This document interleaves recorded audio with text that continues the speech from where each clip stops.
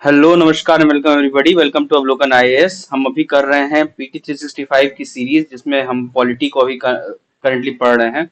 हम अभी इसमें भी जुडिशरी सेक्शन पे हैं। जुडिशरी में हमने लास्ट लेक्चर में बोला था कि हम ग्राम न्यायालय से शुरू करेंगे नेक्स्ट लेक्चर। तो शुरू करते हैं यहाँ पे विदाउट वेस्टिंग एनी टाइम। सब ग्राम न्यायालय पे आते हैं। ग्राम न्यायालय की फीचर्स, ये एक तरह से गांव की अदालत समझो इसको। ग्राम जैसे ही गांव समझ में आता है, इसी से न्यायालय मतलब अदालत। तो गांव की अदालतें होती हैं एक तरह से। तो पहले समझते हैं कि ये कोर्ट्स इंपॉर्टेंट क्यों है, मतलब ये ग्राम न्यायालय इंपॉर्टेंट क्यों है। सिंपल वर्ड्स में ये इंश्योर करते हैं कि जस्टिस पाने का अपॉर्चुनिटी किसी भी सिटीजन को डिनाइड ना हो, चाहे वो सोशल इकोनॉमिक या डिसेबिलिटी की वजह से हो। ठीक है। किसी भी प्रॉब्लम में हो, वो जैसे मान लो गरीब हो या फिर डिसेबल हो, दिव्यांगजन हो, तो उस वजह से वो उसको ऐसा ना हो कि वो जस्टिस पाने से वंचित रह जाए, जस्टिस के उसको ना मिल पाए। उसलिए ये ग्राम न्यायालय का प्रयास किया गया है। ठीक है, मतलब आम आदमी तक न्याय पहुंचे, इसलिए ये ग्राम न्यायालय एक्ट वगैरह 2008 में लाया गया था। ठीक है। इसकी स्टेचुटरी बैकिंग है, जैसा कि मैंने बताया कि ग्राम न्यायालय एक्ट 2008 के तहत इसको स्टैब्लिश किया गया है। लेकिन ध्यान देने की बात यह है कि ये एक्ट स्पेसिफिकली नागालैंड, अरुणाचल प्रदेश, सिक्किम और ने स्पेसिफाइड ट्राइबल एरियाज को एग्जेम्प्ट करता है। ठीक है। और यहाँ पे रीजनल डाइवर्सिटी को भी कंसिडर किया गया है। अच्छा, इसके बाद फिर आती है कि सीट ऑफ ग्राम न्यायालय होती कहाँ है, कहाँ होती है। तो ये इंटरमीडिएट पंचायत के हेडक्वार्टर्स पर लोकेटेड होती है, यानी कि ब्लॉक लेवल पर बेसिकली ये लोकेटेड होती है। ठीक है। स्टेटस की बात करें तो ग्राम न्यायालय को judicial magistrate of first class की कोर्ट माना जाता है। और हाई कोर्ट की कंसल्टेशन में स्टेट गवर्नमेंट हर ग्राम न्यायालय के लिए न्यायाधिकारी अपॉइंट करता है। जुरिस्डिक्शन की बात करें तो ये मोबाइल कोर्ट होती है, मतलब गांव गांव जाती है। और ये सिविल एंड क्रिमिनल दोनों के जुरिस्डिक्शन रखती है विलेज लेवल पर, और छोटे मोटे डिस्प्यूट्स को सेटल करने के लिए ये ग्राम न्यायालय नॉर्मली होता है। जैसे कि नाम से क्लियर है, ग्राम न्यायालय तो गांव के लेवल का ही इसका जुरिस्डिक्शन भी होगा। ठीक है। और डिस्प्यूट प्रोसेस के बारे में बात करें तो पार्टीज के बीच कॉन्सिलेशन की हेल्प से डिस्प्यूट्स को सेटल किया जाता है।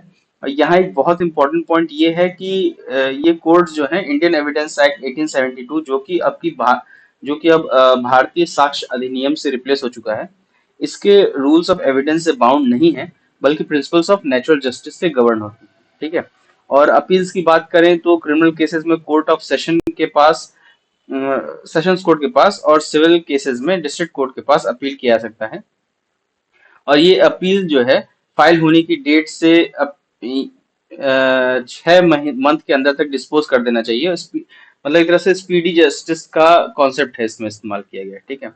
फिर नेक्स्ट आता है टॉपिक कंटेम्प्ट ऑफ कोर्ट। अगर कंटेम्प्ट ऑफ कोर्ट ये न्यूज में क्यों है, क्योंकि झारखंड गवर्नमेंट ने सेंटर के खिलाफ कंटेम्प्ट पिटीशन फाइल की है, aliasing delay in appointment of chief justice of high court. ठीक है। ये केस यूपीएससी के पर्सपेक्टिव से भी थोड़ा इंपॉर्टेंट हो जाता है। कंटेम्प्ट ऑफ कोर्ट से क्वेश्चन आ चुका है, इसलिए कंटेम्प्ट ऑफ कोर्ट है क्या। तो इसे कंटेम्प्ट ऑफ कोर्ट एक्ट 1971 के अंदर डिफाइन किया गया है। कॉन्स्टिट्यूशन में आर्टिकल 129 और आर्टिकल 215 सुप्रीम कोर्ट और हाई कोर्ट को कंटेम्प्ट के लिए पनिशमेंट की पावर देते हैं। ठीक है। कंटेम्प्ट दो तरह के होते हैं, सिविल कंटेम्प्ट और क्रिमिनल कंटेम्प्ट।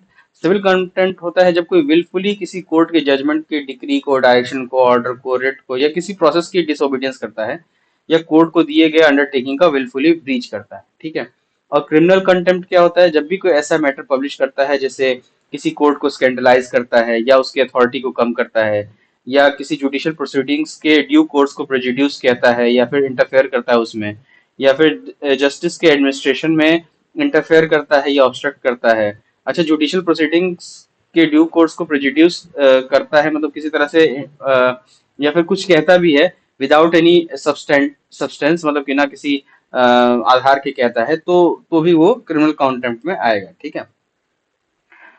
ये याद रखने की बात है कि जुडिशियल इंडिपेंडेंस को मेंटेन करने के लिए कंटेम्प्ट एक इम्पॉर्टेंट टूल होता है। ठीक है। फिर नेक्स्ट टॉपिक पे आते हैं मर्सी पिटीशन। ठीक है। मर्सी पिटीशन जो है, प्रेसिडेंट ने दिसंबर 2000 में रेड फोर्ट अटैक के लिए डेथ सेंटेंस पे पाए हुए लश्कर तोयबा के टेररिस्ट की मर्सी पिटीशन को रिजेक्ट कर दिया है, इसलिए ये न्यूज में है। और इसके रिगार्डिंग कॉन्स्टिट्यूशनल प्रोविजंस हैं। कॉन्स्टिट्यूशनल प्रोविजंस है, जैसे कोर्ट मार्शल के द्वारा दिया गया हो, ठीक है। कॉन्स्टिट्यूशन प्रोविजन जो प्रेसिडेंट की मर्सी पिटिशन की पावर से रिलेटेड है, वो आर्टिकल 72 जो है एम्पावर करता है प्रेसिडेंट को पार्डन के लिए, रिप्राइव, रिस्पाइट, सस्पेंड, रिमिट और कम्यूट के लिए। ये सब सब मैंने समझाया हुआ है, जब पार्लियामेंट के चैप्टर पढ़ा था मैं, उसमें सब समझाया हुआ है ये सब चीजें क्या है, ठीक है। और मर्सी पिटिशन के बारे में बस इतना ही है, और बाकी सारी चीजें आपको उस पॉलिटी बूस्टर सीरीज में मिल जाएंगी। मैं ज्यादा डिटेल में जा रहा हूँ क्योंकि PT 365 फिर नहीं तो बहुत लंबा होता चला जाएगा, क्योंकि ऐसे एक एक टॉपिक पकड़ते जाऊंगा तो पॉलिटी का पूरा लक्ष्मीकांत ही समझाना पड़ेगा, जो कि ऑलरेडी समझाया जा चुका है। मेजोरिटी जो इंपॉर्टेंट टॉपिक्स हैं सब समझाए जा चुके हैं पॉलिटी बूस्टर सीरीज में। आप प्लेलिस्ट सेक्शन में जाओगे, वहां दिख जाएगा आपको, ठीक है। फिर क्यूरेटिव पिटिशन पे आते हैं। क्यूरेटिव पिटिशन, सुप्रीम कोर्ट ने दिल्ली मेट्रो रेल कॉर्पोरेशन को DMRC के अगेंस्ट जो आर्बिट्रल अवार्ड को क्वैश कर दिया है, इससे रिलेटेड ही ये क्यूरेटिव पिटिशन का कॉन्सेप्ट है, ठीक है। क्यूरेटिव पिटिशन है क्या? तो ये लास्ट कॉन्स्टिट्यूशनल रेमेडी होती है जो एक पर्सन के लिए अवेलेबल है, जिसका रिव्यू पिटिशन यानी आर्टिकल 137 के तहत सुप्रीम कोर्ट द्वारा डिसमिस कर दिया गया हो, ठीक है। अगर रिव्यू पिटिशन डिसमिस कर दिया है तो उसके पास लास्ट ऑप्शन यही बचता है कि क्यूरेटिव पिटिशन का रास्ता अख्तियार करे। और इसे Rupa Ashok Hurra versus Ashok Hurra and another के केस में शेप दिया गया था। तो ये याद रखना है कि रूपा अशोक हुर्रा और अशोक हुर्रा के रिगार्डिंग अगर उसके रिलेटेड बात हो तो क्यूरेटिव पिटिशन की बात है, ठीक है। और कोर्ट की क्यूरेटिव पावर आर्टिकल 142 142 से फ्लो करती है। 142 जो आर्टिकल है कोर्ट को बहुत सारी पावर्स देता है, ये आर्टिकल भी आपको पढ़ना चाहिए एक बार, ठीक है। और क्यूरेटिव पिटिशन तब एंटाइटल्ड होती है जब पिटिशनर स्टैब्लिश कर सकता है कि प्रिंसिपल ऑफ नेचुरल जस्टिस का वायलेशन हुआ है, जज ने सब्जेक्ट मैटर के साथ अपने कनेक्शन को डिस्क्लोज नहीं किया है, फिर या बायस या एप्रीहेंशन है, या जजमेंट एडवर्सली पिटिशनर को एफेक्ट करता है, ठीक है। इसके बाद में फिर हम आते हैं नेक्स्ट टॉपिक पे, फास्ट ट्रैक कोर्ट्स पे, ठीक है। ये इंडिया चाइल्ड प्रोटेक्शन की रिपोर्ट के according fast track special courts rape cases और पॉक्सो एक्ट से रिलेटेड केसेस हैंडल करने में कुछ मोर इफिशिएंट हैं, ठीक है, इसलिए न्यूज में है। फास्ट ट्रैक स्पेशल कोर्ट्स के बारे में कुछ इंपॉर्टेंट फैक्ट्स देख लेते हैं।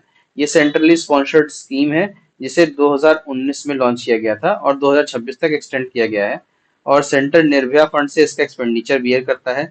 Implementation department of justice, ministry of law and justice द्वारा किया जाता है, और इसका ऑब्जेक्टिव है रेप केसेस और पॉक्सो एक्ट के अंडर आने वाले केसेस का स्विफ्ट डिस्पोजल करना, ठीक है।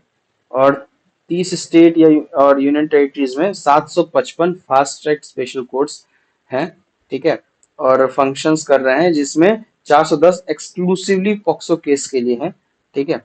और फास्ट ट्रैक स्पेशल कोर्ट जो है नेशनल जुडिशियल डेटा ग्रिड से भी लिंक्ड है। जस्टिस डिलीवरी सिस्टम को और फास्टर एफिशिएंट बनाने के लिए ये थोड़ा इनोवेटिव अप्रोच है और बढ़िया अप्रोच है। फिर जीरो एफआईआर के बारे में बात करते हैं। तेलंगाना चीफ मिनिस्टर के खिलाफ ऑब्जेक्शनेबल कमेंट्स करने के लिए एक फॉर्मर मिनिस्टर के against zero FIR case register किया गया है, इसलिए न्यूज में है, ठीक है। जीरो एफआईआर होता क्या है? तो ये एक तरह का एफआईआर होता है जो रजिस्टर की जाती है चाहे ऑफेंस किसी भी एरिया में कमिट किया गया हो, ठीक है। और एक बार रजिस्टर होने के बाद इसे अप्रोप्रिएट पुलिस स्टेशन को इन्वेस्टिगेशन के लिए ट्रांसफर कर दिया जाता है पुलिस डिपार्टमेंट के द्वारा ही। मतलब ऐसा समझो कि जैसे आप अगर सपोज दिल्ली में रह रहे हो, ठीक है, जब सपोज दिल्ली के आप लक्ष्मी नगर एरिया में रह रहे हो, ठीक है, आपके साथ कोई इवेंट हो गया है करोल बाग में, ठीक है। और लेकिन आपको क्या, और आप वहां से आपको पता नहीं चला करोल बाग में आपके साथ इवेंट हो गया है, और आप धीरे धीरे मूव ऑन कर रहे हो, आप चले गए द्वारका साइड, ठीक। द्वारका साइड में आपको पता लगा करोल बाग में आपके साथ तो ये हो गया, अब फिर वापस आप करोल बाग आओगे क्योंकि place of occurrence of crime या फिर जो भी आपके साथ हुआ है वो करोल बाग है, लेकिन करोल बाग में ना रजिस्टर करके आप द्वारका में अगर रजिस्टर करा दो जीरो एफआईआर, तो वहां द्वारका की जो पुलिस होगी वो उस एफआईआर को जहाँ पे अकरेंस ऑफ इवेंट है, इंसिडेंट है, वहां पे वो ट्रांसफर कर देगी, ठीक है। तो जीरो एफआईआर आपको द्वारका में रजिस्टर कराओगे जब, तो यही होता है जीरो एफआईआर का कॉन्सेप्ट, ठीक है। और जीरो एफआईआर का प्रोविजन जो है भारतीय नागरिक सुरक्षा संहिता 2023 की सेक्शन 531(1) के अंडर में है, जो जस्टिस वर्मा कमेटी की रिकमेंडेशन पर बेस्ड है, और जिसे 2012 में निर्भया केस के बाद स्टैब्लिश किया गया था, ठीक है। और ये याद रखना है कि जीरो एफआईआर विक्टिम को इमीडिएट रिलीफ देने का एक इंपॉर्टेंट टूल है, स्पेशली जब ज्यूरिसडिक्शन का इशू, क्योंकि ज्यूरिसडिक्शन का इशू बहुत ज्यादा होता है। कई बार होता है कि पुलिस वाले कहते हैं कि हमारे जुरिस्डिक्शन में नहीं है, वो फिर दूसरा पुलिस वाला कहता है मेरे जुरिस्डिक्शन में नहीं है, तो जुरिस्डिक्शन की लड़ाई होती रहती है। इस केस उसमें क्या होता है कि मेन इशू से मुद्दा भटक जाता है और जो विक्टिम होता है उसको तुरंत इमीडिएट रिलीफ नहीं मिल पाता है, तो उसी को एड्रेस करने के लिए जीरो एफआईआर का कॉन्सेप्ट आया हुआ है, और ये काफी अच्छा चीज भी है। फिर डॉक्ट्रिन ऑफ कर्वेचर पे आते हैं। ठीक है, ये न्यूज में क्यों है, क्योंकि सुप्रीम कोर्ट ने मैरिटल रेप एक्सेप्शन को चैलेंज करने वाली पिटीशन को सुन रहा है, जो इंडियन पिनल कोड की सेक्शन 375 और भारतीय न्याय संहिता बीएनएस 2023 के सेक्शन 63 के अंडर है। ठीक है, सुप्रीम कोर्ट ने जोसेफ स्नाइन और यूनियन ऑफ इंडिया 2018 में होल्ड किया था कि मैरिटल रेप एक्सेप्शन जो है डॉक्ट्रिन ऑफ कर्वेचर से निकलता है। डॉक्ट्रिन ऑफ कर्वेचर है क्या, तो ये एक इंग्लिश के कॉमन लॉ के अंडर एक लीगल डॉक्ट्रिन है, जो एक मैरिड वुमेन और उसके हस्बैंड के कवर के अंदर को कवर के अंदर रखता है और उन्हें एक सिंगल एंटिटी मानता है। ठीक है, और इस डॉक्ट्रिन के में क्या है कि मैरिज के बाद वुमेन के लीगल एग्जिस्टेंस को सस्पेंड कर दिया जाता है, और थ्योरी में वुमेन की जो प्रॉपर्टी है हस्बैंड को पास कर दी जाती है, वुमेन की प्रॉपर्टी होल्ड करने के कॉन्ट्रैक्ट में एंटर करने का एटसेट्रा, इन सब की एबिलिटी को ये रिस्ट्रिक्ट करता है इस डॉक्ट्रिन में। ठीक, डॉक्ट्रिन ऑफ हार्मोनियस कंस्ट्रक्शन, ये क्या है? अच्छा, एक और चीज, जेंडर इक्वालिटी और वुमेन राइट्स के पर्सपेक्टिव से ये इंपॉर्टेंट टॉपिक है डॉक्ट्रिन ऑफ कर्वेचर। ठीक, और अब फिर अगला आता है डॉक्ट्रिन ऑफ हार्मोनियस कंस्ट्रक्शन, सामंजस्यपूर्ण व्याख्या का सिद्धांत, अगर हिंदी में समझें इसको तो ये न्यूज में इसलिए कि सुप्रीम कोर्ट ने डीले कंडोन करने से इनकार करते हुए लिमिटेशंस एक्ट 1963 के सेक्शन 3 और सेक्शन 5 को हार्मोनियस कंस्ट्रक्शन प्रोवाइड करने के प्रिंसिपल्स ले डाउन किए हैं।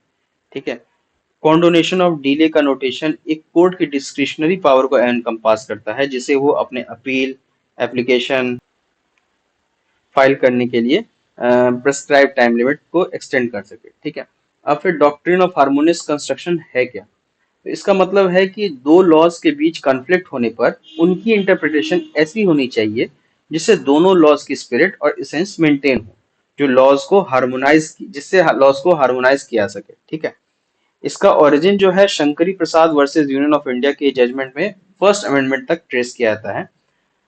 उसके बाद में फिर ये आपका डॉक्ट्रिन ऑफ हार्मोनियस कंस्ट्रक्शन खत्म होता है। उसके बाद फिर नेक्स्ट टॉपिक पे हम आते हैं। नेक्स्ट टॉपिक है आपका important legislature bills, criminal law reform act. ठीक है, इसमें पहले बात करते हैं क्रिमिनल लॉ रिफॉर्म एक्ट्स की, why they are in news. ठीक है, पार्लियामेंट के द्वारा 2023 में पास किए गए 3 नए क्रिमिनल लॉज जो 1 जुलाई 2024 से इफेक्ट में आ गए हैं।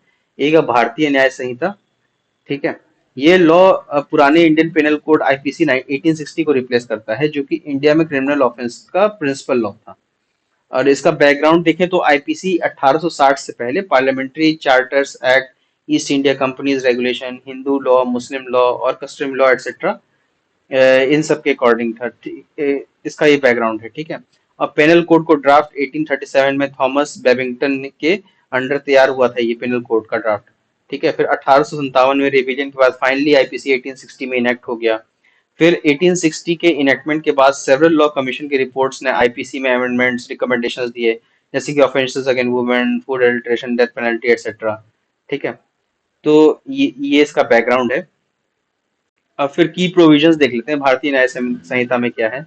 पहली बार कम्युनिटी सर्विस को पेटी ऑफेंस के लिए एक पनिशमेंट के रूप में इसको इंट्रोड्यूस किया गया है। ठीक है, गैंग रेप विक्टिम को मेजर क्लासिफाई करने की थ्रेशोल्ड बढ़ाकर 16 से 18 कर दी गई है। साथ ही डिसीटफुल मीन्स या फॉल्स प्रॉमिस के थ्रू सेक्सुअल इंटरकोर्स को भी क्रिमिनलाइज किया गया है। उसके बाद में फिर सेडेशन का ऑफेंस रिमूव कर दिया गया है, और उसकी जगह अब ये पेनलाइज होगा सक्सेशन सिसेशन, आर्म्ड रेबेलियन या सबवर्सिव एक्टिविटीज को एक्साइट करना या उसको कराने की कोशिश करना। ठीक है, सेपरेटिस्ट एक्टिविटीज की फीलिंग्स को एनकरेज करना, या इंडिया की सोवरेनिटी या यूनिटी इंटीग्रिटी को डेंजर में एंडेंजर करना। ठीक है, अब सेडेशन हटा करके ये 3 प्रोविजंस डाल दिए गए उसकी जगह पे। उसका फिर भारतीय ये की प्रोविजन में अगला की प्रोविजन है कि इसमें ऑर्गेनाइज क्राइम को भी डिफाइन कर दिया गया है as any continuing unlawful activity, including kidnapping हुआ, एक्सटॉर्शन हुआ, कॉन्ट्रैक्ट किलिंग हुआ, लैंड ग्रैबिंग हुआ, साइबर क्राइम एटसेट्रा वगैरह ये सब हुए। ठीक है, फिर मर्डर और grievous hurt by any group, अगर ये race, caste, community, sex, place of birth, language या पर्सनल बिलीफ के ग्राउंड्स पे किया जाता है, तो उस केस में, मर्डर के केस में डेथ या लाइफ इम्प्रिजनमेंट और फाइन की बात की गई है इसमें, और ग्रीवियस हर्ट के केस में 7 साल तक की इम्प्रिजनमेंट और फाइन की बात की गई है। ठीक है, तो ये इसके कुछ की प्रोविजंस हैं इंडियन पिनल कोड के। ये की प्रोविजंस आपको याद रखने की जरूरत है, इसको छोड़ना नहीं, इसको याद रखने की जरूरत है। क्या क्या नए नए की प्रोविजंस आए हैं, ये बैकग्राउंड आप चाहो तो थोड़ा इग्नोर कर सकते हो, लेकिन इसमें भी आप जैसे इनेक्टमेंट कब आईपीसी का हुआ, ठीक है, और 1857 का रिबिलियन का क्या था, फिर थॉमस बैबिंगटन का पेनल कोड का ड्राफ्ट, ये सब आपको याद रखने की थोड़ा जरूरत है, फैक्चुअल चीजें पूछ सकता है हिस्ट्री का सेक्शन में। ठीक है, फिर भारतीय नागरिक सुरक्षा संहिता 2023, ठीक है, इसमें ये क्रिमिनल प्रोसीजर कोड 1973 सीआरपीसी को रिप्लेस करता है, जो अरेस्ट, प्रोसिक्यूशन और बेल के प्रोसेस को प्रोवाइड किया करता था, 1973 सीआरपीसी। इसका बैकग्राउंड देखें तो सीआरपीसी जो है पहली बार 1861 में ब्रिटिश रूल के दौरान इनेक्ट हुआ था, और बाद में 1872 और 1882 में फ्रेश कोड से रिप्लेस कर दिया गया था। और इसमें सेवरल अमेंडमेंट्स हुए, खास तौर पे 1898 में, फिर 1923 में, फिर 1955 में। फिर सीआरपीसी जो 1973 में लॉ कमीशन ऑफ इंडिया ने अपनी 41st रिपोर्ट में कोड का सिग्निफिकेंट रिवीजन रिकमेंड किया था, जिसके बाद सीआरपीसी 1973 बना। ठीक है, फिर की प्रोविजंस देख लेते हैं, की प्रोविजंस क्या है इसमें। की प्रोविजंस ऐसे हैं जैसे detention of under trial, first time offender जिन्होंने मैक्सिमम इम्प्रिजनमेंट पीरियड का 1/3 कंप्लीट कर लिया है, उन्हें बॉन्ड पर रिलीज कर दिया जाएगा। अगर एक्यूज ने मैक्सिमम इम्प्रिजनमेंट पीरियड का हाफ टाइम स्पेंड कर लिया है तो कोर्ट उसे बेल पर रिलीज कर सकता है, कर देगा। और ये प्रोविजन उन ऑफेंसेस के पर अप्लाई नहीं होगा जिसमें डेथ या लाइफ इम्प्रिजनमेंट की सजा है, या जिन पर्सन्स के अगेंस्ट एक से ज्यादा ऑफेंस में प्रोसीडिंग्स पेंडिंग है। ठीक है, मेडिकल एग्जामिनेशन की बात हुई तो कोई भी पुलिस ऑफिसर एक्यूज के मेडिकल एग्जामिनेशन का रिक्वेस्ट कर सकता है, सर्टेन केसेस में, इंक्लूडिंग रेप केसेस में भी। ठीक है, फॉरेंसिक इन्वेस्टिगेशन में अभी मैंडेटरी कर दिया है कि उन ऑफेंसेस के लिए जिम्मेदार कम से कम सात जो जिम्मेदार हैं उनके लिए कम से कम 7 साल की इम्प्रिजनमेंट की सजा हो। ठीक है, फिर नेक्स्ट जो है स्पेसिमेन की बात है, तो मजिस्ट्रेट किसी भी पर्सन को के स्पेसिमेन को, जैसे सिग्नेचर हुआ, हैंड राइटिंग हुआ, फिंगरप्रिंट हुआ, और वॉइस सैंपल का प्रोवाइड करने का ऑर्डर दे सकता है। और प्रोसीजर ये जो है टाइमलाइंस का, या टाइमलाइन का जो प्रोसीजर होगा वो, जैसे कि इन्वेस्टिगेटिंग ऑफिसर को मेडिकल रिपोर्ट सबमिट करने के लिए, जजमेंट देने के लिए, इन्वेस्टिगेशन की प्रोग्रेस के बारे में विक्टिम को इन्फॉर्म करने के लिए, और चार्जेस फ्रेम करने के लिए बताना पड़ेगा। ठीक है, तो उसके लिए टाइमलाइन का बाउंडेशन कर दिया गया है। फिर भारतीय साक्ष्य अधिनियम 2023, ये क्या है, इसने इंडियन एविडेंस एक्ट 1872 को रिप्लेस किया है, जो इंडिया में अभी में सभी सिविल और क्रिमिनल प्रोसीडिंग्स में एविडेंस की एडमिसिबिलिटी को गवर्न करता था अभी तक। ठीक है, एविडेंस एक्ट 1872, इसका बैकग्राउंड देख लेते हैं। एविडेंस एक्ट 1872 जो है वो 1872 में इनेक्ट हुआ था, ताकि एविडेंस से रिलेटेड लॉज को कंसोलिडेट किया सके, जिसके बेसिस पे कोर्ट जजमेंट्स प्रोनाउंस कर सके। ठीक है, इसके कुछ की प्रोविजंस ऐसे हैं, जैसे एक इलेक्ट्रॉनिक या डिजिटल रिकॉर्ड्स को एविडेंस के रूप में एडमिट किया जाना। ठीक है, और इनके पेपर रिकॉर्ड्स जैसे पेपर रिकॉर्ड्स वगैरह के भी लीगल इफेक्ट्स होना। फिर ओरल एविडेंस इलेक्ट्रॉनिकली देने की परमिशंस है, इसमें विटनेस के द्वारा कोर्ट के सामने इंक्वायरी के अंडर फैक्ट्स रिलेटेड स्टेटमेंट्स शामिल होते हैं।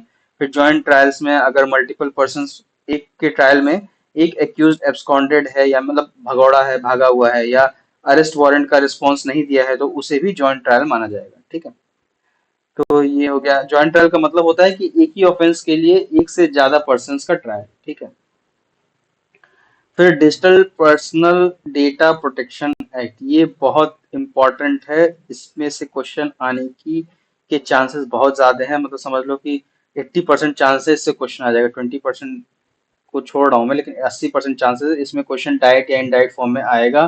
तो इसे आप एकदम रट्टा मार के चाट के पढ़ लो, जरूरी है, क्योंकि देखो ये आरटीआई एक्ट से रिलेटेड है, डीपीडीपी काफी ज्यादा न्यूज में भी रहा है।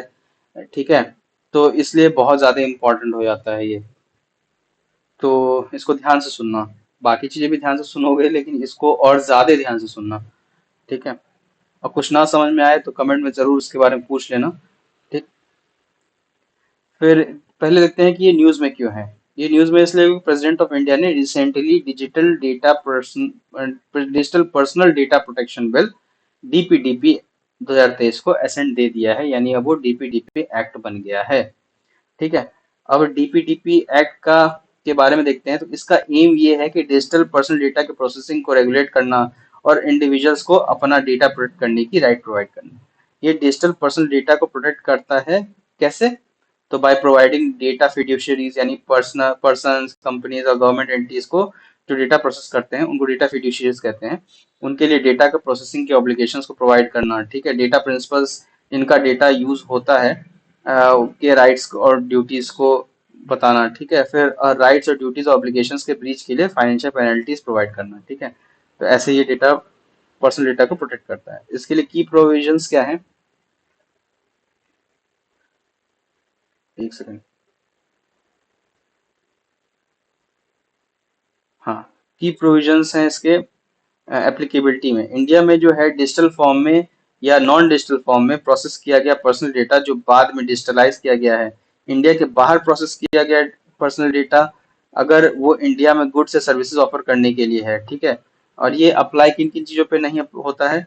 तो सबसे पहला, पर्सनल पर्पस के लिए प्रोसेस किए गए पर्सनल डेटा पर अप्लाई नहीं होगा। पर्सनल डेटा जो पब्लिकली अवेलेबल किया गया है बाय डेटा प्रिंसिपल या किसी ऐसे पर्सन के द्वारा जिसे लीगली ऐसे पर्सनल डेटा को पब्लिकली अवेलेबल करना है। ठीक है। तो उसमें ये एप्लीकेबल नहीं होगा। फिर कंसेंट की प्रोविजन के बारे में बात करते हैं, तो पर्सनल डेटा सिर्फ लॉफुल लॉफुल पर्पसेस के लिए प्रोसेस किया जा सकता है, वो भी डेटा प्रिंसिपल की कंसेंट के बाद। डेटा प्रिंसिपल के पास कंसेंट विथड्रॉ करने की राइट हमेशा रहेगी। कंसेंट लेजिटिमेट यूजेस के लिए रिक्वायर्ड नहीं होगी, जैसे गवर्नमेंट द्वारा बेनिफिट्स या सर्विस प्रोवाइड करना, मेडिकल इमरजेंसी एक्सेट्रा। इसमें कंसेंट की रिक्वायरमेंट नहीं होगी, मतलब मैंडेटरी नहीं होगा कि कंसेंट सरकार आपसे ले ही ले। उसको अगर समझ में आएगा, जरूरत पड़ेगी तो वो कंसेंट इस्तेमाल कर सकती है, अब मतलब वो मान के चलेगी कि आपने कंसेंट दिया है। ठीक है। फिर चाइल्ड या डिसेबिलिटी वाले पर्सन्स के लिए कंसेंट पेरेंट या लीगल गार्डियन द्वारा प्रोवाइड की जाएगी। ये अच्छी चीज ही है कि चाइल्ड के द्वारा, लीगल गार्जियन द्वारा प्रोवाइड किया जाए। 18 साल से कम को क्या ही पता कि क्या देख रहा है, क्या कंज्यूम कर रहा है। फिर data protection board of India DPBI के बारे में बात करते हैं, तो सेंट्रल गवर्नमेंट द्वारा डीपीबीआई की स्टैब्लिशमेंट का प्रोविजन है। और डीपीबीआई का की फंक्शंस रहेगा कंप्लायंस मॉनिटर करना और पेनल्टीज इंपोज करना, डेटा ब्रीच के केस में डेटा फिड्यूशरीज को नेसेसरी मेजर्स लेने के लिए डायरेक्शन देना, फिर अफेक्टेड पर्संस की ग्रीवियंसेस सुनना। ठीक है। बोर्ड मेंबर्स जो है वो 2 साल के लिए अपॉइंट होंगे और रीअपॉइंटमेंट के लिए भी एलिजिबल होंगे। बोर्ड के डिसीजंस के खिलाफ appeal telecom dispute settlement and appellate tribunal TD set में जाएगी। टीडी सेट के बारे में आप पढ़ लेना एक बार ऑनलाइन जा करके इनके वेबसाइट पे। ठीक है। ये जरूरी हो जाता है इसके लिए। Rights and duties of data principal. Data principal के पास ये राइट्स होंगे। एक तो प्रोसेसिंग के बारे में उनको इन्फॉर्मेशन ऑब्टेन करने की राइट होगी। पर्सनल डेटा की करेक्शन और इरेजर करने का भी राइट होगा उनके पास। फिर ग्रीवियंस रिड्रेसल का राइट होगा। डेथ या इनकैपेसिटी के केस में राइट्स एक्सरसाइज करने की के लिए किसी पर्सन को नॉमिनेट करने का भी राइट्स उनके पास होंगे। ठीक है। डेटा प्रिंसिपल को फॉल्स या फ्रिवलेस कंप्लेंट रजिस्टर नहीं करनी चाहिए और कोई फॉल्स पर्टिकुलर भी फर्निश नहीं करना चाहिए, ये भी इसमें है प्रोविजन। ठीक है। ये ऑब्लिगेशन में आ गया। फिर आते हैं ऑब्लिगेशंस ऑफ डेटा फिड्यूशरीज पे। डेटा फिड्यूशरी यानी एंटिटी जो प्रोसेसिंग के पर्पस और मींस डिटरमाइन करती है, उनको डेटा फिड्यूशरी कहते हैं। ठीक है। उनको डेटा की एक्यूरेसी और कंप्लीटनेस इंश्योर करनी होगी, ऑब्लिगेशंस में हम पढ़ रहे हैं अभी। और डेटा ब्रीच प्रिवेंट करने के लिए रीजनेबल सिक्योरिटी सेफगार्ड्स भी बिल्ड करने होंगे। डेटा ब्रीच के केस में डीपीबीआई और इफेक्टेड पर्संस को इन्फॉर्म करना होगा। जैसे ही पर्पस मीट हो जाए और रिटेंशन लीगली नेसेसरी ना हो तो पर्सनल डेटा इरेज करना होगा। ठीक है। सिग्निफिकेंट डेटा फिड्यूशरीज की बात करें, तो सेंट्रल गवर्नमेंट किसी भी डेटा फिड्यूशरी को इन फैक्टर्स के बेसिस पे सिग्निफिकेंट डेटा फिड्यूशरीज नोटिफाई कर सकती है। और फैक्टर्स क्या हैं?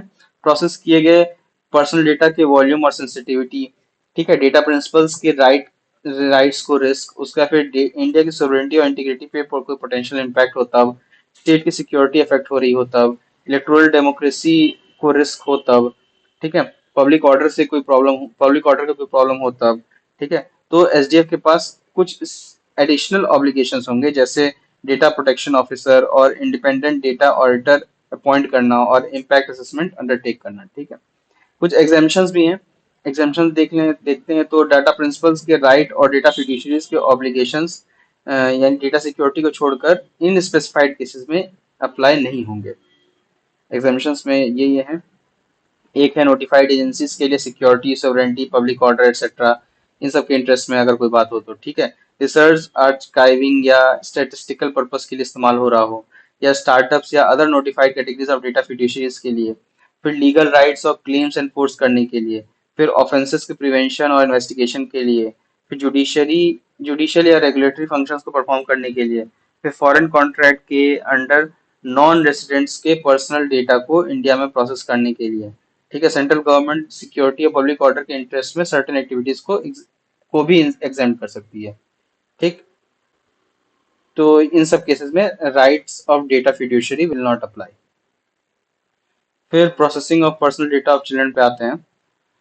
इसमें चिल्ड्रन के पर्सनल डेटा को प्रोसेस करते समय डेटा फिड्यूशरी को ये नहीं करना चाहिए, नहीं करना होगा, मतलब एक्ट अकॉर्डिंग ऐसी प्रोसेसिंग जो चाइल्ड की वेलबींग पर डेट्रीमेंटल इफेक्ट कॉज करे, और ट्रैकिंग, बिहेवियरल मॉनिटरिंग या फिर टारगेटेड एडवर्टाइजमेंट। ठीक है, ये अलाउड नहीं है डीपीटीपी एक्ट के अंडर में। फिर cross border transfer of personal data को, जो इंडिया का पर्सनल डेटा है उसको इंडिया के बाहर ट्रांसफर करने की परमिशन नहीं है, एक्सेप्ट उन कंट्रीज में जिन्हें गवर्नमेंट ने रेस्ट्रिक्ट नहीं किया है। ठीक है, उसके बाद फिर पेनल्टीज है। इसमें वेरियस पेनल्टीज भी हैं, जैसे वेरियस ऑफेंसेस के लिए पेनल्टी स्पेसिफाई की गई, जैसे बच्चों के ऑब्लिगेशंस नॉन फुलफिलमेंट के लिए 200 करोड़ तक, और डेटा ब्रीच को प्रिवेंट करने के लिए सिक्योरिटी मेजर न लेने पर 250 करोड़ तक। ठीक है, उसके बाद आते हैं हम, ये काफी इम्पोर्टेंट है स्टेट पर एग्जामिनेशन पर्सपेक्टिव से, यूपीएससी के पर्सपेक्टिव से तो कम ही इम्पोर्टेंट है। Public examination prevention of unfair means and rules. ये तो पता नहीं, खाना पूर्ति के लिए जैसे लगता है ये रूल बनाया गया है, अभी मैं बताऊंगा क्यों। देखो, यूनियन मिनिस्ट्री ने personnel public grievances and pensions and public examination prevention of unfair means act 2024 के अंडर ये रूल्स नोटिफाई किए हैं, जो जून 2024 से इफेक्टिव हो गए हैं। ये हाईलाइट क्या है, वेन्यू इंचार्ज को अप्रोप्रिएट एक्शन लेने का पावर दिया गया है, इंक्लूडिंग एफआईआर फाइल करने का अगर प्राइमा फेसी कोई अनफेयर मीन्स या ऑफेंस का केस हो, पब्लिक एग्जामिनेशन के कंडक्ट में रिपोर्ट करना होता है। ठीक है, फिर मतलब वेन्यू इंचार्ज को रिपोर्ट करना होगा अगर कुछ ऐसा होता है तो। अगर सर्विस प्रोवाइडर के मैनेजमेंट या बोर्ड ऑफ डायरेक्टर्स का इन्वॉल्वमेंट पता चले तो पब्लिक एग्जामिनेशन अथॉरिटी को एक कमेटी कंस्टिट्यूट करना पड़ेगा।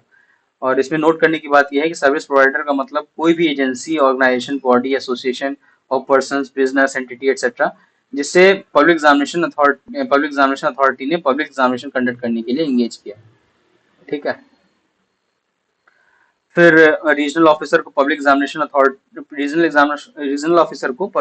अथॉरिटी को अनफेयर मीन्स या ऑफेंस के सभी इंसिडेंट्स की पीरियोडिक रिपोर्टिंग करनी होगी, विद डिटेल्स ऑफ उन्होंने क्या क्या एक्शन किस किस समय लिया है। ठीक है, public examination prevention of unfair means act 2024 के बारे में बात करें तो अनफेयर मीन्स में इंक्लूड होता है क्या क्या। एक तो क्वेश्चन पेपर या आंसर की का अनऑथराइज्ड एक्सेस या लीकेज, फिर पब्लिक एग्जामिनेशन के दौरान कैंडिडेट को असिस्ट करना, फिर कंप्यूटर नेटवर्क या रिसोर्स के साथ टेम्परिंग करना, फेक एग्जामिनेशन कंडक्ट कराना। ये सब प्रोविजंस तो बहुत अच्छे हैं, ये सब प्रॉब्लम्स होती भी हैं पब्लिक एग्जामिनेशंस में, लेकिन जब पनिशमेंट के प्रोविजन पे आते हैं तब फिर दिक्कत आती है।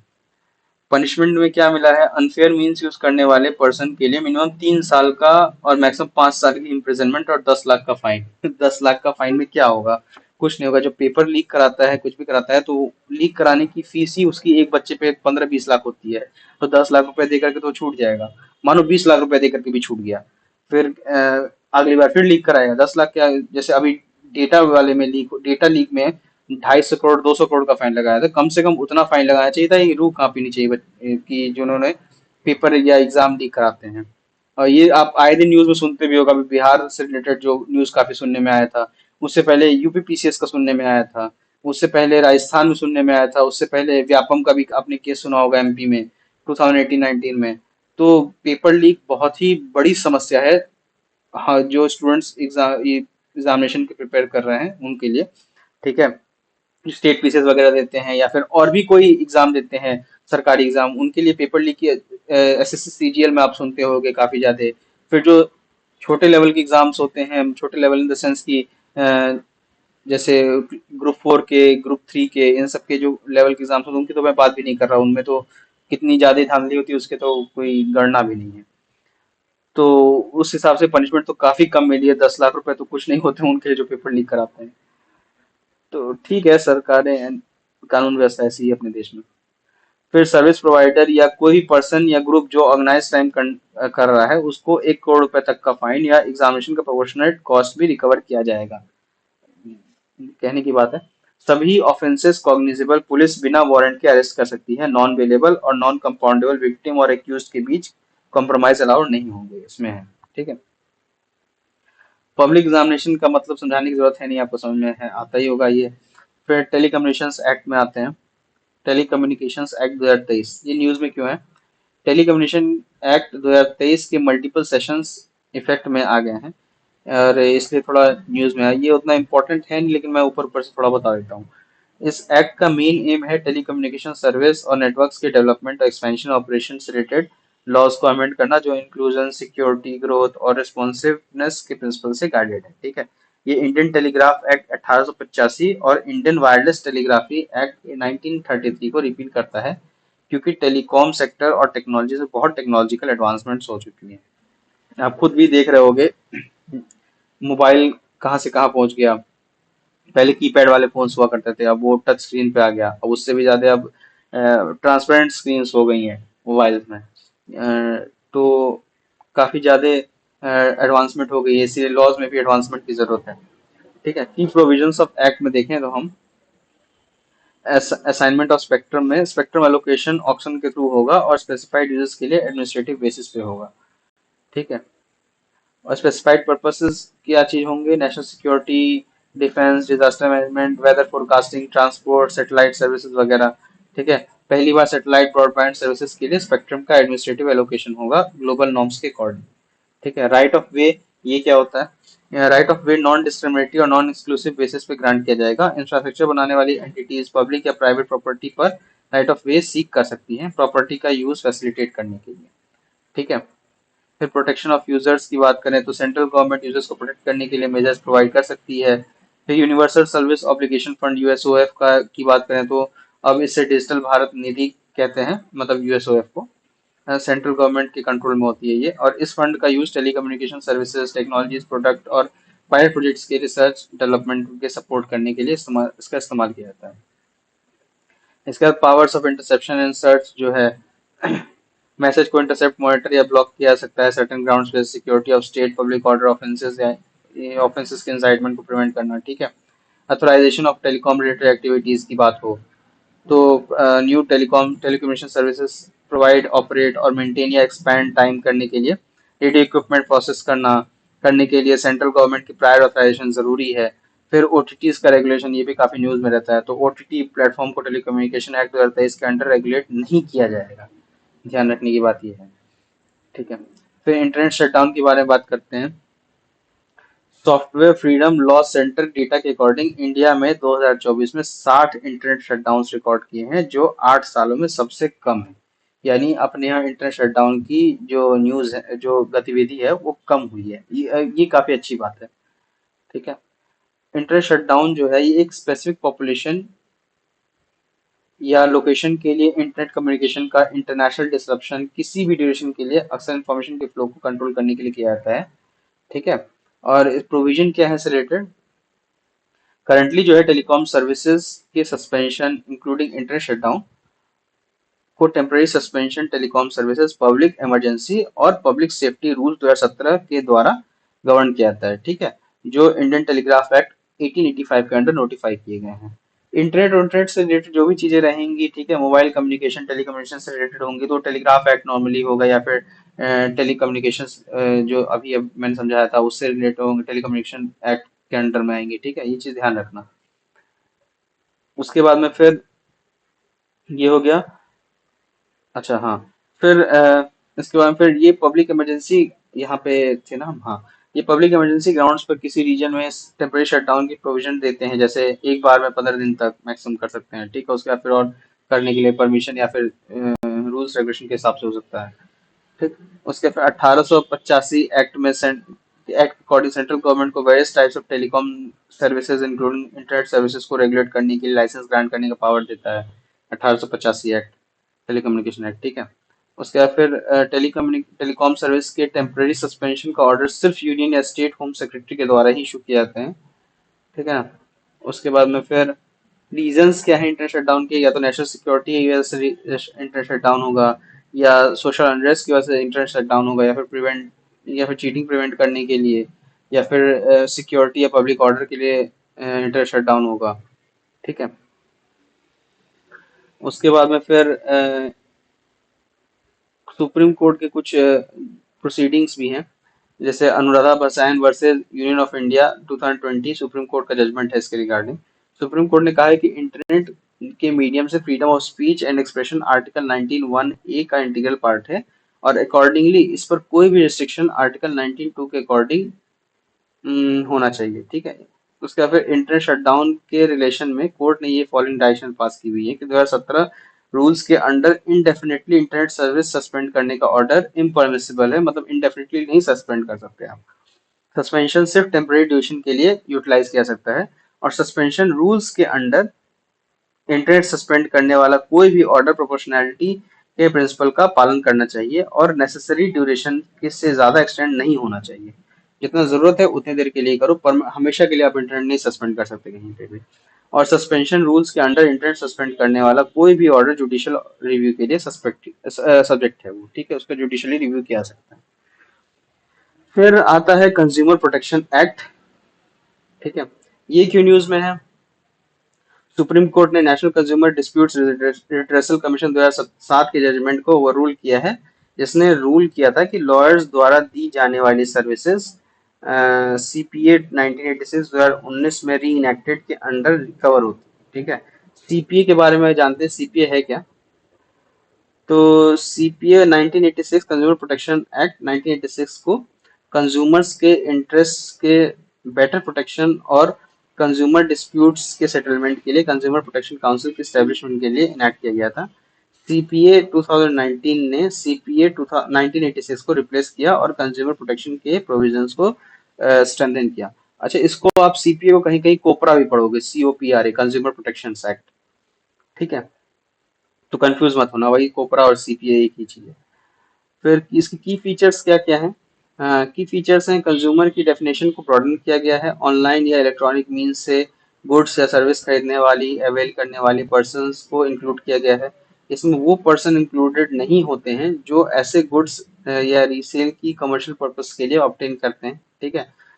उसके बाद फिर सेंट्रल कंज्यूमर प्रोटेक्शन काउंसिल को एडवाइजरी काउंसिल के रूप में स्टैब्लिश किया गया है, ठीक। फिर तीसरा जो है consumer central consumer protection authority को स्टैब्लिश किया गया है। डिटेल्स में नहीं जा रहा हूँ मैं इसके, ठीक है। कंज्यूमर प्रोटेक्शन काउंसिल का जो है वो उसमें एक चीफ कमिश्नर और इतने नंबर्स के अदर कमिश्नर्स होंगे जितने प्रेस्क्राइब्ड हों, और जिन्हें सेंट्रल गवर्नमेंट अपॉइंट करेगी, ठीक है। फिर डिस्प्यूट रिड्रेसल मैकेनिज्म ये देख लेते हैं, इसको स्ट्रीमलाइन किया गया है, मीडिएशन और alternative dispute resolution mechanism and complaints की ई फाइलिंग को इनेबल किया गया है, ठीक है। कंज्यूमर मीडिएशन सेल में सेंट्रल और स्टेट गवर्नमेंट्स द्वारा स्टैब्लिश किया गया है, और ये नेशनल कमीशन, रीजनल बेंचेस और स्टेट की डिस्ट्रिक्ट और स्टेट कमीशन से अटैच्ड होगा, ठीक है। फिर प्रोडक्ट लाइबिलिटी एक्शन जो है मैन्युफैक्चरर सर्विसेज एक्सेट्रा के अगेंस्ट मिली है इसमें कंज्यूमर प्रोटेक्शन एक्ट में। फिर मिसलीडिंग एडवर्टाइजमेंट के लिए भी पेनल्टीज की का प्रावधान है। सीसीपीए द्वारा मैन्युफैक्चरर या एंडोर्सर पर 10 लाख तक का फाइन और 2 साल तक की इम्प्रिजनमेंट है। अभी ये आपको याद, अगर आपको याद होगा न्यूज में, तो कई सारे अभी जो आईएएस की कोचिंग्स हैं उनके ऊपर भी फाइन दिया गया था मिसलीडिंग एड्स के केस में, ठीक है। फिर सब्सिक्वेंट ऑफेंस के केस में 50 लाख तक एक्सटेंड हो सकता है और इम्प्रिजनमेंट 5 लाख तक जा सकती है, ठीक है। उसके बाद में बेटिंग और गैम्बलिंग 6 कंज्यूमर राइट्स देख लेते हैं। राइट टू सेफ्टी है, राइट टू इन्फॉर्म है, राइट टू चूज है, right to be heard, right to seek redressal है, राइट टू कंज्यूमर अवेयरनेस। ये याद रख लो, ज्यादा बेहतर है, नहीं याद रखोगे तो कोई बात नहीं उसके लिए, ठीक है। इसके रिलेटेड न्यूज है, सीसीपीए ने इलीगल एक्टिविटीज के एडवर्टाइजमेंट पर एडवाइजरी इशू की है। एडवाइजरी वेरियस लॉज के अंडर प्रोहिबिटेड अनलॉफुल एक्टिविटीज के एडवर्टाइजमेंट, प्रमोशन या एंडोर्समेंट की प्रोहिबिशन पर एम्फेसाइज करती है, ठीक है। एडवाइजरी के रीजंस क्या है? बेटिंग या गैम्बलिंग जैसे इलीगल एक्टिविटीज के डायरेक्ट और सरोगेट एडवर्टाइजमेंट और एंडोर्समेंट का के इंक्रीजिंग इंस्टेंसेस। इंडिया में आप देख ही रहोगे कई ज्यादा बेटिंग एडवर्टाइजमेंट चल रहे हैं, उसको स्किल का गेम बता करके, मतलब टोपी पहना करके, सफेद व्हाइट वॉशिंग करके पुराना काम कर रहे हैं। बैटिंग एक तरह से बैटिंग का गेम को व्हाइट वॉश कर देते हैं कि हाँ स्किल का गेम है, बैटिंग नहीं है। तो ठीक है, ऐसे ही चलता है। फिर बैटिंग एंड गैम्बलिंग का स्टेटस क्या है इंडिया में? ये कॉन्स्टिट्यूशन की 7 शेड्यूल के अंदर स्टेट सब्जेक्ट है, और स्टेट लिस्ट में एंट्री 34 और एंट्री 62 टैक्सेशन के पर्पस के रूप में लिस्टेड है ये, ठीक है। अब पुराने पब्लिक गैम्बलिंग एक्ट 1867 के बेसिस पर मोस्ट स्टेट गवर्नमेंट्स ने अपने जुरिस्डिक्शन में बैटिंग और गैम्बलिंग से डील करने के लिए अपने लॉज इनेक्ट किए हैं। 2023 में मिनिस्ट्री ऑफ इंफॉर्मेशन ब्रॉडकास्टिंग ने ऑनलाइन बेटिंग प्लेटफॉर्म्स के सरोगेट एडवर्टाइजमेंट्स इंक्लूडिंग एडवर्टाइजमेंट्स पर एडवाइजरी इशू की थी, ठीक है। फिर आता है foreign contribution regulation act, FCRA, popularly known as FCRA। ये न्यूज में क्यों है? क्योंकि recently ministry of home affairs ने एनजीओ का FCRA रजिस्ट्रेशन डिनाई या कैंसिल करने के लिए, एंटी डेवलपमेंट एक्टिविटीज कैरी करने के लिए, या मैलिशियस प्रोटेस्ट और रीजनल रिलीजियस कन्वर्जन के कोइंसाइड करने के लिए फॉरेन फंड्स का डाइवर्जन को लिस्ट किया है अभी, ठीक है। इसलिए ये न्यूज में FCRA के बारे में अगर जाने तो फॉरेन कंट्रीब्यूशन का मतलब होता है किसी फॉरेन सोर्स के द्वारा किए गए डोनेशन, डिलीवरी या transfer of any article, currency या सिक्योरिटी, ठीक है। FCRA को MHA इम्प्लीमेंट करता है, जैसे इंटेलिजेंस ब्यूरो हुआ, अप्रूवल और रिजेक्शन में एंटीसिडेंट्स की इन्वेस्टिगेशन के थ्रू सपोर्ट करता है, ठीक है। मेजर प्रोविजंस क्या हैं FCRA के पोस्ट 2020 अमेंडमेंट के? फॉरेन फंड्स के बारे में बात करें तो मैंडेटरी आधार सबमिशन के साथ रजिस्ट्रेशन के थ्रू फॉरेन फंड्स रिसीव करने की प्रायर परमिशन होगी। उसके फिर फॉरेन फंड्स रिसीव करने पर प्रोहिबिशन होगा, ठीक। फिर FCRA account who can not receive foreign contributions, तो जो इलेक्शंस में खड़े होने कैंडिडेट्स वो फॉरेन नहीं ले सकते, जजेस और गवर्नमेंट सर्वेंट्स फॉरेन कंट्रीब्यूशन नहीं ले सकते, जर्नलिस्ट या न्यूज़पेपर वाले या मीडिया ब्रॉडकास्ट कंपनीज नहीं ले सकते, मेंबर ऑफ लेजिस्लेचर्स और पॉलिटिकल पार्टीज और ऑफिस बियरर्स वो लोग नहीं ले सकते फॉरेन कंट्रीब्यूशन, और ऑर्गेनाइजेशन ऑफ पॉलिटिकल, जिसका पॉलिटिकल नेचर है, कोई भी ऐसा ऑर्गेनाइजेशन वो भी फॉरेन कंट्रीब्यूशन नहीं दे सकता। फिर FCRA अकाउंट के बारे में बात करें तो फंड रिसीव करने के लिए state bank of India new Delhi की ब्रांच में डेजिग्नेटेड FCRA अकाउंट बनाना पड़ता है, और फॉरेन कंट्रीब्यूशन के अलावा कोई फंड रिसीव या डिपॉजिट नहीं किया जा सकते हैं, और किसी अदर पर्सन या एनजीओ को ट्रांसफर नहीं किया जा सकते हैं, ठीक है। मतलब जो अकाउंट बनेगा उसमें सिर्फ फॉरेन फंडिंग आएगी, आप अपना नॉर्मल घर वालों का पैसा उसमें नहीं रिसीव कर सकते, न भेज सकते हैं। फिर FCRA रजिस्ट्रेशन की वैलिडिटी उसकी 5 साल की है, और एनजीओ को रजिस्ट्रेशन की एक्सपायरी डेट से 6 महीने के अंदर रिन्यूअल करने के लिए अप्लाई करना होता है। जैसे उनको फिर से रिन्यू करना है तो 6 महीने से पहले, जब एक्सपायर होने वाला रहेगा, 4.5 साल में उनको अप्लाई करना होगा, ठीक है। फिर फॉरेन कंट्रीब्यूशंस के यूज में रिडक्शन की बात है। वो फंड्स का यूज सिर्फ उस पर्पस के लिए लिमिटेड है जिसके लिए फंड्स रिसीव किया गया था। विद एडमिनिस्ट्रेटिव एक्सपेंसेस उसके लिए मैक्सिमम 20%, पहले 50% की लिमिट थी, तो लिमिट कम कर दी गई है। फिर सबमिशन ऑफ एनुअल रिपोर्ट्स की बात है, तो एनुअल रिटर्न का कंपलसरी फाइलिंग और कॉन्ट्रावेंशन के केस में गवर्नमेंट इंक्वायरी के बाद यूटिलाइज फॉरेन कंट्रीब्यूशन के यूसेज को रिस्ट्रिक्ट कर सकती है गवर्नमेंट, ठीक है। अगर सरकार को लगा कि नहीं इनके एनुअल रिटर्न्स या फाइलिंग में कुछ प्रॉब्लम है तो गवर्नमेंट उस चीज को रिस्ट्रिक्ट कर सकती है। फिर नेक्स्ट है पोस्ट ऑफिस एक्ट 2023। ये उतना इम्पोर्टेंट है नहीं, लेकिन चलो ठीक है बता देता हूँ। पोस्ट ऑफिस एक्ट 2023 इफेक्ट में आया है, तो इंडिया पोस्ट ऑफिस एक्ट 1998 को रिपील करता है ये, ठीक है। इसके प्रोविजंस हैं, director general of post office को अपॉइंट किया जाएगा जो इंडिया पोस्ट को हेड करेगा। फिर पोस्टल आर्टिकल्स इंटरसेप्ट करने के पावर्स हैं, गवर्नमेंट स्पेसिफाइड ग्राउंड्स पर इंडिया पोस्ट के थ्रू ट्रांसमिट किए गए आर्टिकल को इंटरसेप्ट कर सकती है। ग्राउंड्स इंक्लूड करते हैं security of the state, front relation with foreign states, public order, emergency या पब्लिक सेफ्टी, यानी अगर आप कुछ सामान भेज रहे हो तो सरकार के पास ये पावर है कि वो उसको देख सकती है क्या ऐसा इसमें चीज है, on the grounds of security of state, friendly, कहीं कहीं कुछ आप फॉरेन स्टेट के फ्रेंड रिलेशंस को कुछ प्रॉब्लम तो नहीं कर सकते, पब्लिक ऑर्डर तो नहीं इशू आ रहा है, ठीक है। तो फिर लाइबिलिटी से एग्जेम्पशन भी है, पोस्ट ऑफिस अपने सर्विसेज के रिगार्ड में कोई भी लाइबिलिटी नहीं लेगा एक्सेप्ट इसकी लायबिलिटी जो पोस्ट ऑफिस के द्वारा प्रोवाइड की गई सर्विस के रिगार्ड में प्रिस्क्राइब्ड हो। ठीक है, यानी अगर आप सामान भेज रहे हो, अगर टूट टाट गया, अगर वो प्रेस्क्राइब्ड नहीं है पोस्ट ऑफिस के केस में कि भाई पोस्ट ऑफिस के रूल्स में, तो उसकी कोई लायबिलिटी नहीं लेने वाला पोस्ट ऑफिस। ठीक है, और कोई पिनल प्रोविजन भी प्रेस्क्राइब नहीं है इस एक्ट में। Postal system during British era के बारे में थोड़ा सा देख लेते हैं। ईस्ट इंडिया कंपनी पहली पोस्ट ऑफिस उसने ओपन की 1727 में। लॉर्ड डलहौजी ने इंडियन पोस्ट ऑफिस को नेशनल इंपॉर्टेंस के सेपरेट ऑर्गेनाइजेशन के रूप में रिकॉग्नाइज किया, और कोलकाता के जनरल पोस्ट ऑफिस का present site first fort William का साइट था। ठीक है, इसके बाद में यहाँ पर ये लेक्चर खत्म होता है। मिलते हैं नेक्स्ट लेक्चर में, तब तक के लिए धन्यवाद। जय हिंद। आप पुराने सारे जो भी हैं टॉपिक्स अब तक पढ़ा दिए गए हैं, 6 टॉपिक्स, उन सब टॉपिक्स को पढ़ो। उसमें जो ना समझ में आए आप कमेंट सेक्शन में पूछो, या फिर इंस्टाग्राम पे पूछ लो, या फिर व्हाट्सएप पे डीएम करके पूछ लो। अगर आपको सबके सामने पब्लिकली सवाल पूछने में हिचक होती है तो इस्तेमाल करो इस फीचर का। और सिर्फ पॉलिटी से रिलेटेड नहीं, आपको सिविल सर्विसेज रिलेटेड कोई भी डाउट हो, किसी भी तरह का डाउट हो, तो आप कभी भी पूछ सकते हो। हमारे faculties they will try to get back to you at as earliest as possible। ठीक है, तब तक के लिए पढ़ाई करो। जय हिंद।